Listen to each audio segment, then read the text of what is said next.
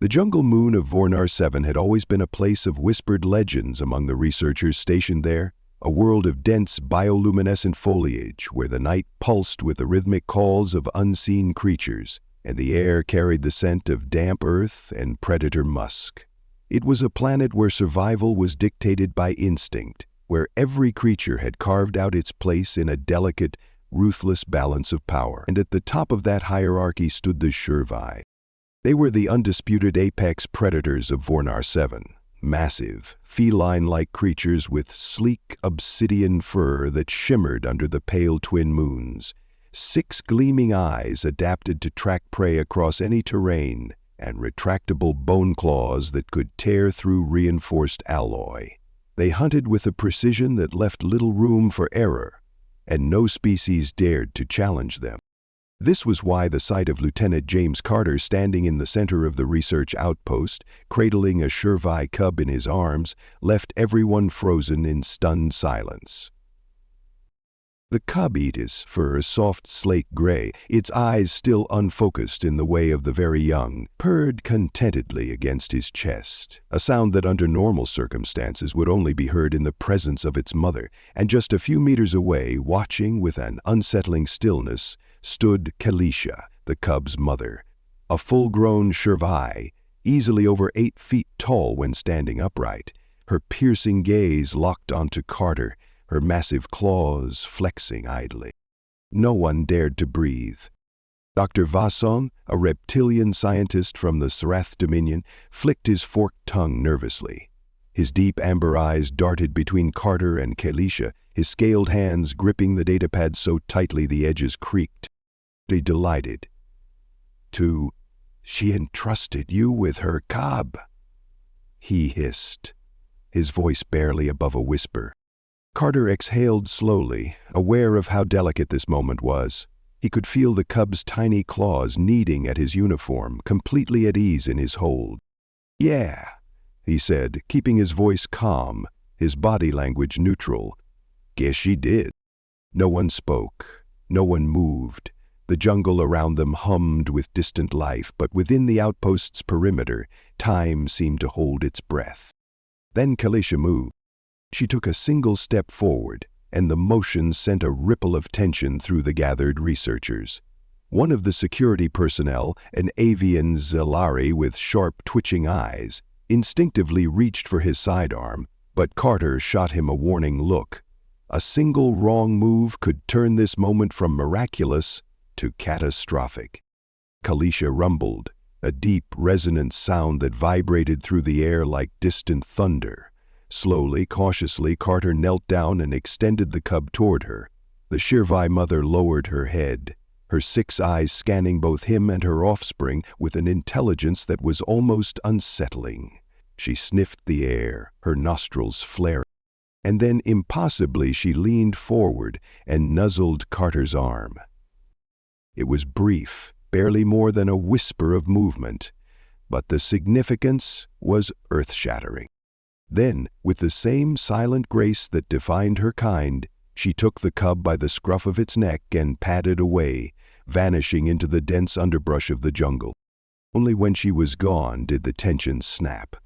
Dr. Vasson exhaled sharply, his throat frills fluttering in disbelief. "Boy, the stars," he muttered. That was impossible." Carter stretched his arms, rolling his shoulders as if he'd just set down something far heavier than a small cub. "Yeah, well, looks like the universe didn't get that memo." The outpost had been studying HFY behavior for months. In all recorded interactions, the creatures had been fiercely territorial, aggressively protective of their young, and absolutely unwilling to tolerate outsiders, especially not ones who dared to touch their cubs. And yet, for the 3rd time in as many weeks, Kalisha had done just that. It had started with an injury. 2 weeks earlier, while observing a hunting party from a concealed observation point, the research team had noticed something strange. One of the HFY cubs had a wounded foreleg, a deep gash likely caused by a territorial dispute with another predator. Under normal circumstances, an injury like that meant death. Either the cub would be abandoned, or it would be too slow to keep up and would fall to something hungrier. But instead of leaving the cub behind, the adult HFY had adjusted their hunting patterns, slowing their pace, taking turns carrying the injured youngling. It was an unprecedented display of communal care in a species thought to be entirely self-reliant. That had sparked an idea, a dangerous one. Dr. Vasson had been against it from the start. "This is madness," he had hissed when Carter first suggested it. "If you interfere with a HFY cub, its mother will tear you apart before you can blink." Carter had shrugged. Maybe, but what if she doesn't? No one had an answer for that. So they had tried something radical.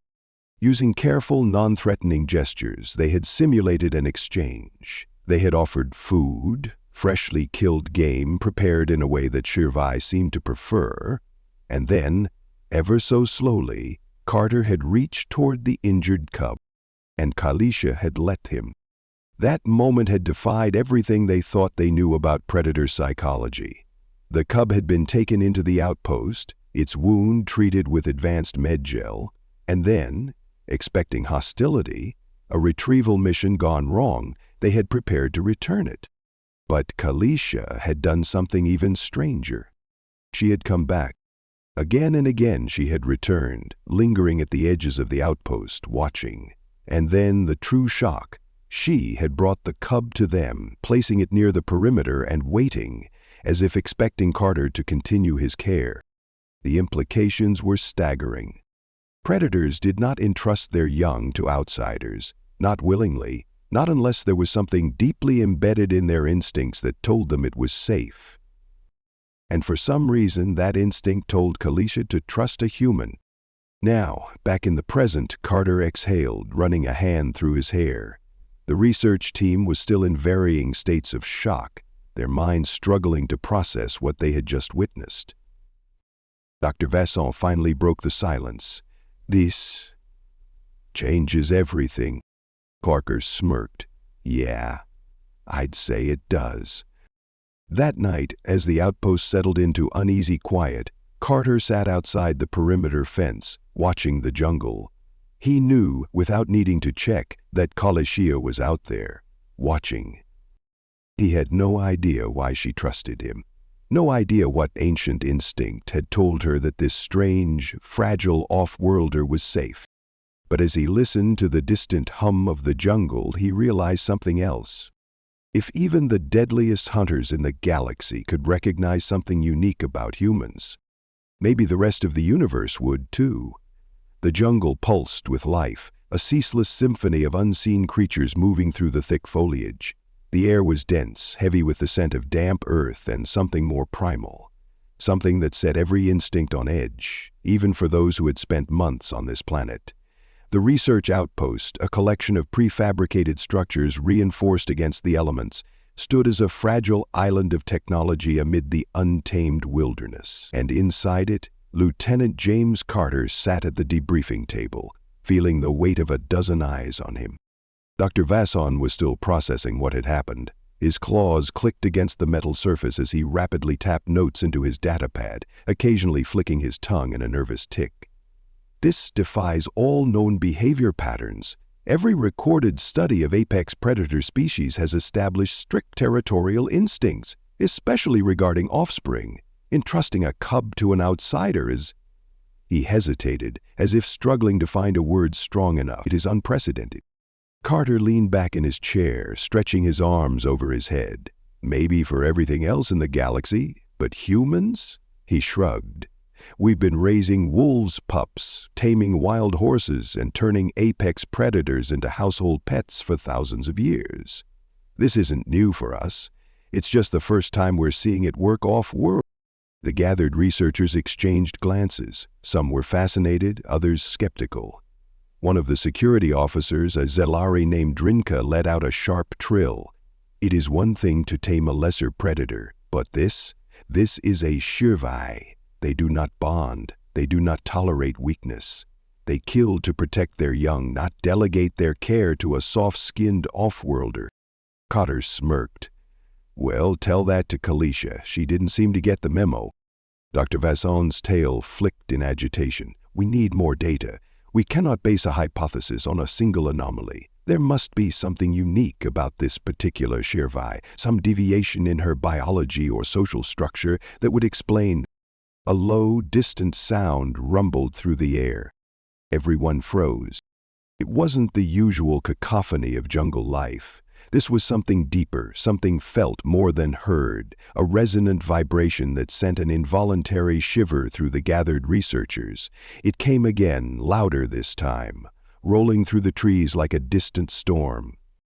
Carter was the first to move. He was already on his feet, reaching for his gear before the others had fully registered the sound. "That's Kailisha," he said. Not a question, a statement. Dr. Vason's frills flared. "How can you be sure?" But Carter was already moving, pushing through the outpost doors and into the thick jungle air. The others hesitated only a moment before following, some more reluctantly than others. The night pressed in around them, a wall of darkness barely pushed back by their shoulder-mount lights. Then they saw her. Kailisha stood at the tree line, her massive form illuminated in the cold artificial glow. She was tense, her fur bristling, her 6 eyes narrowed and scanning the perimeter. She let out another deep, guttural sound, and this time there was no mistaking it. It was a warning. Carter stepped forward, instinct overriding caution. "What is it?" he asked, knowing she couldn't understand the words, but hoping she'd catch the intent. Kailisha's gaze flicked to him, and for the briefest moment something like recognition passed through those alien eyes. Then she turned sharply, her body coiling with predatory grace, and disappeared into the underbrush.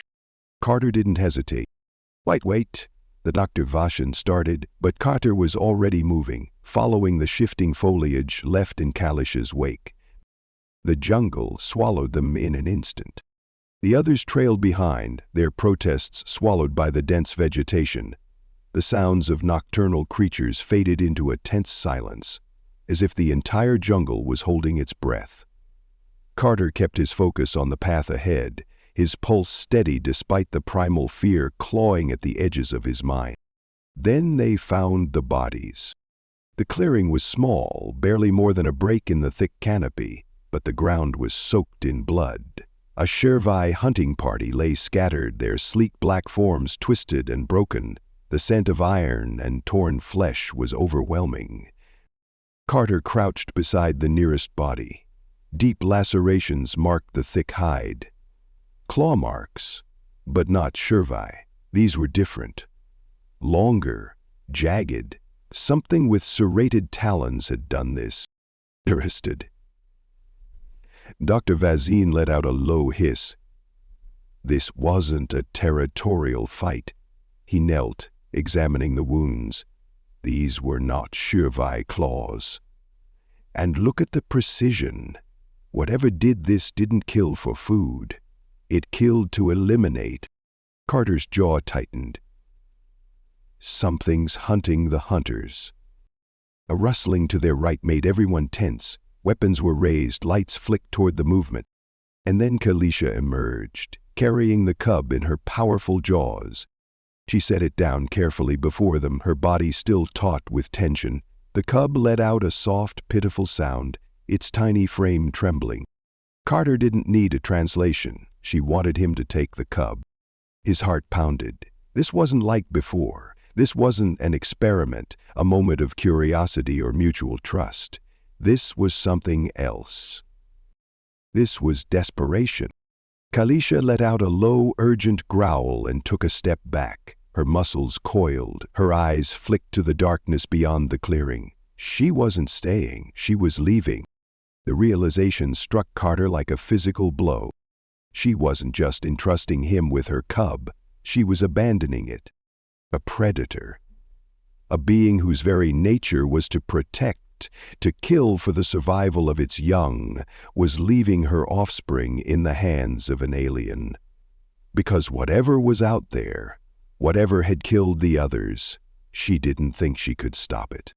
Carter swallowed hard and reached out, scooping the cub into his arms.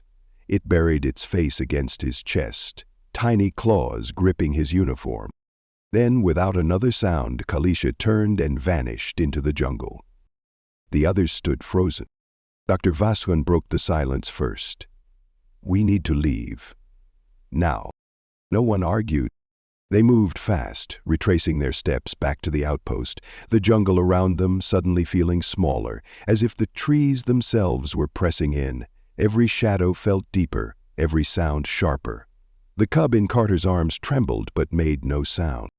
They burst through the perimeter fence, sealing it behind them with reinforced plating. The security team scrambled into position, activating automated defenses, scanning the tree line for any sign of pursuit. The jungle remained silent. Carter finally looked down at the cub in his arms. It stared up at him with wide, unblinking eyes. 6 of them, intelligent and knowing. It wasn't afraid of him. It trusted him. Dr. Vaswan ran a shaking hand over his face. "I don't know what we just witnessed," he muttered, "but this changes everything." Carter exhaled slowly. Yeah," he said, "it does." But even as he said it, his mind was elsewhere. Because deep in the jungle, something had just made a HFY abandon her cub. And whatever it was coming. The research outpost had never felt smaller. Carter sat on the edge of his bunk, staring down at the HFY cub curled against his side. Its sleek fur, a muted slate gray in the artificial light, bristled with the occasional tremor. It wasn't asleep, but it wasn't fully awake either. Its 6 eyes half-lidded, its small chest rising and falling in an unsteady rhythm. It was exhausted, terrified, and yet somehow, impossibly, it trusted him. The weight of that trust settled heavily on Carter's shoulders. Across the room, Dr. Vaswan paced, his claws clicking against the metal flooring. His frills flared and flattened in agitation, his tail flicking with every step. He had been running scans on the cub for the past hour, taking careful readings, checking for signs of trauma. Physically, the cub was unharmed. But that wasn't what worried them. Carter exhaled, rubbing a hand over his face. She knew she wasn't coming back. Vaswan stopped pacing. His amber eyes locked onto Carter with an intensity that made his reptilian features seem even sharper. "What?" "Kalisha," Carter said, looking down at the cub. "She didn't leave it here for a temporary refuge. She wasn't expecting to return. She knew whatever's out there would kill her." He swallowed hard. "And she knew her cub had a better chance of surviving with me than with its own kind." The scientist was silent for a long moment. Then, finally, he spoke. "You are certain of this?" Carter looked up. "You saw her, Vaswan. You felt it. That wasn't a calculated risk. That was desperation." Vaswan exhaled through his nostrils, the sound closer to a low hiss. His gaze flicked to the small, trembling creature at Carter's side. "The implications of this are unsettling." "Yeah," Carter muttered. "No kidding." A chime from the main console made them both turn. A message had come through on the outpost's internal network, flagged with urgent priority. Dr. Vaswan crossed the room and tapped the screen, his claws moving with precise efficiency. The message expanded, displaying a live feed from the outpost's perimeter scanners. Carter stood slowly, his gut already twisting with a deep, instinctual certainty that he wasn't going to like what he saw.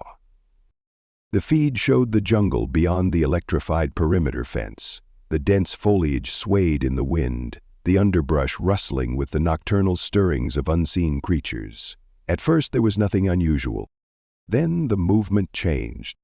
It wasn't the rhythmic, organic swaying of the wind or the skittering of small foragers. This was something different, something intentional. Shea shifted, shifted, rippling unnaturally through the trees. The scanner's motion detectors flickered erratically, struggling to register what was moving just beyond the threshold of visibility. Then, for the briefest moment, something stepped into view.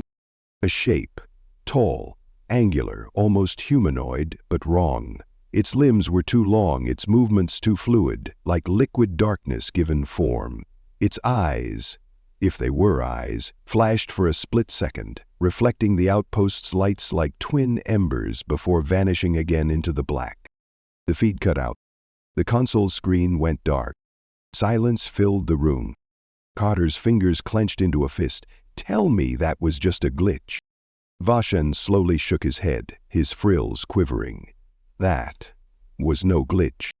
Carter swore under his breath, his muscles tensed, every instinct screaming that they needed to act now. Whatever had wiped out that HFY hunting party was here, watching. He turned sharply toward Vashan. Get the security team. I want all personnel accounted for and all external systems checked. Now. Vashan was already moving, his claws tapping out an emergency alert on his datapad. Within moments, klaxons blared throughout the outpost, bathing the corridors in a pulsing red glow. Carter grabbed his sidearm and slung his rifle over his shoulder. As he moved toward the door, the HFY cub let out a small, fearful sound, a soft, high-pitched whimper that made something tighten in his chest. He hesitated. For a split second, the absurdity of the situation hit him. Here he was, gearing up for what could very well be a fight for survival, and yet his first instinct was to comfort the tiny alien predator trembling on his cot. He knelt beside it, his voice low but steady. Hey, you're safe, all right? He reached out, letting the cub press its small head against his palm. I'm not letting anything happen to you. The cub blinked at him, those 6 luminous eyes reflecting nothing but quiet trust. Carter stood, turning back toward the door. He had no idea if he'd be able to keep that promise. The outpost was a flurry of movement as personnel scrambled into defensive positions. The security team, a mix of species from various military backgrounds, was already at the perimeter, scanning the jungle with high-powered spotlights and thermal detectors. But there was nothing. The tree line was empty. The scanners registered no heat signatures, no movement. Carter stood beside Drinkega, the Yhaari security chief, watching the flickering monitors with narrowed eyes. It's still out there, he muttered. Drinkega let out a sharp trill of agreement. I do not like this. Something hunts with intent yet leaves no trace. His head swiveled slightly, the sharp avian features of his species giving him a permanently alert expression. This is not natural. Carter's jaw tightened. No, it's not. Hours passed. The tension didn't ease. Carter stayed by the monitors, watching the jungle in a silent war of patience. Then, just as dawn's first pale light touched the horizon, the motion sensors flickered again. This time there was no shadow, no half-seen movement. Instead, there was something else. The bodies, they were returned. The HFY corpses, the ones they had seen in the jungle, were now lying just beyond the perimeter fence, arranged in a pattern. Deliberate. Carter's stomach turned to ice. Dr. Vasson let out a strangled hiss. This is not a mindless predator, he whispered. This is something far worse. A warning. No, a message. Carter's grip tightened around his rifle. The bodies were untouched. No scavengers had dared approach them. No decay had set in, despite the humid jungle heat. It was as if time itself had been suspended around them. Drinka's crest feathers ruffled in unease. We should evacuate. Carter didn't disagree. But even as he opened his mouth to respond, the cub, his cub, let out a sharp, panicked sound from behind him. Not fear, not distress. Recognition. Carter turned sharply, his pulse hammering in his ears. The cub was staring past him, past the bodies, past the fence. Its tiny body trembled, eyes wide, fixed on something no one else could see. And then Carter felt it. A presence. Not in the way you see something, not in the way you hear something, but in the way the air itself seemed to thicken, pressing in, filling every space with an unbearable, suffocating awareness. Something was here. Something had always been here, watching, waiting, and now it knew exactly who Carter was. The jungle, the outpost, the very planet seemed to hold its breath. Carter inhaled slowly, his hand steady despite the cold dread coiling in his gut. Then he spoke, his voice quiet but unwavering. "We're not leaving." Dr. Vasson turned sharply. "What? Have you lost your mind?" Carter's gaze remained locked on the jungle. "No," he said, "but I think we just found out why even the predators are afraid of the dark. And whatever it was out there, he had just made a mistake. Because if humanity was known for one thing across every world, across every species, it was that they never ran from a fight.